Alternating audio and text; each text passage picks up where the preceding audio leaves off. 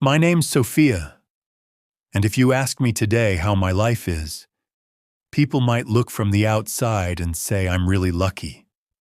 A big house, a successful husband, a comfortable life, everything people dream of having. But the truth is never as simple as it seems on the surface. I'm 32 years old. I married Daniel, who was very successful and influential. People respected him. He had money, status, and a strong reputation in society. The early days of our marriage were great. Daniel was very caring. He looked after me, tried to keep me happy, and paid attention to every little thing. I felt like I was living a dream life. Slowly, I started settling into this new world, a home with every comfort, where nothing was missing. I thought maybe this was the life everyone wanted, but over time, things began to change. At first, the changes were small, and I easily ignored them. Daniel started taking more interest in my decisions. At first, he only gave advice, but later he began imposing his opinions on every little thing. Sometimes about the clothes I wore, sometimes about where I went, sometimes about who I met. At first, I thought it was love. I felt he cared about me. That's why he was so attentive. But gradually, that care turned into control. I stopped making my own decisions. I had to think every time, what will his reaction be if I do this?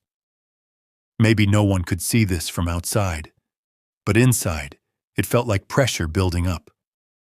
I was slowly drifting away from my old self. Some habits, hobbies, my identity, all fading away. I used to paint. I loved spending time with colors. But after marriage, I gave it all up. My days got stuck in a fixed routine.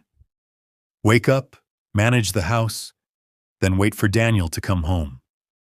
I stayed inside all day, and my connection to the outside world slowly faded. At first it felt normal, but after a while I realized I was losing myself. One day I stood in front of the mirror. I looked at myself, but I didn't see the person I used to be. There was a strange tiredness in my eyes, a tiredness not just of the body, but of the soul. At that moment, a question arose inside me. Am I really happy? It was a small question, but its impact was huge. After that day, I started seeing my life differently. I began noticing the little changes. I started questioning myself more. Am I doing what I really want? Or am I just living according to someone else's expectations? Daniel's behavior also started changing. He became stricter, more controlling. Every word from him carried an expectation, and if I didn't meet it, his mood would shift. I tried convincing myself that maybe this was normal, that every relationship had ups and downs. But deep inside, a voice kept showing me the truth. I wasn't as quiet as before. Questions started rising inside me, making me restless. One night I stayed awake for a long time. The house was completely silent. That's when I started thinking deeply about my life. I wondered if I kept living like this, would I ever find my true self again? Would I always live inside someone else's rules? That was the moment when change began inside me. I decided I would try to find myself again, even if it meant moving forward slowly. I stopped ignoring my inner voice. I started feeling everything, understanding it, analyzing it in my own way. But I still didn't know what was going to happen next, or how one small decision would change my whole life. For the past few days, I could clearly feel a change inside me. I wasn't accepting everything blindly like before. I was starting to understand things and see them from my own perspective. Daniel noticed this change too. At first he ignored it, but gradually his behavior shifted. He became more watchful, like he was trying to figure out what I was thinking and planning. My small decisions were still influenced by him, but inside, I was beginning to think for myself. One day, I gathered courage and reached out to an old friend, someone I hadn't spoken to in a long time. As soon as we started talking, memories of old days came flooding back. I opened up to him honestly. I told him how lost I felt inside. For the first time, I shared my heart so openly with someone. He listened carefully and then said simply, "You've forgotten yourself." That one sentence shook me to my core. After that, I started looking deeper inside. I tried to understand where I was going wrong and where I needed to stand up for myself. Then one day, Daniel and I had a small argument. It wasn't like before. This time I didn't stay silent. I spoke up. Daniel didn't like it one bit. He said I was changing and that he didn't accept this change. There was anger in his voice, but underneath, I sensed fear.